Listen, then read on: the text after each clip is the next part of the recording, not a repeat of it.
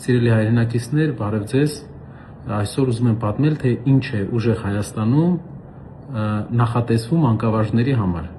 Առաջի բանը մանկավարժների համար ատեստացիայի համակարգի փոփոխությունն է։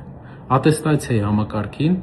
կավելանա վերապատրաստման, նախարարությունը կունենա վերապատրաստման թիմ, որ բոլոր ուսուցիչների համար անվճար վերապատրաստում կանցկացնի եւ կպատրաստի նրանց ատեստացիայի։ Այսօր քննություններին պատրաստվելը վճարովի է։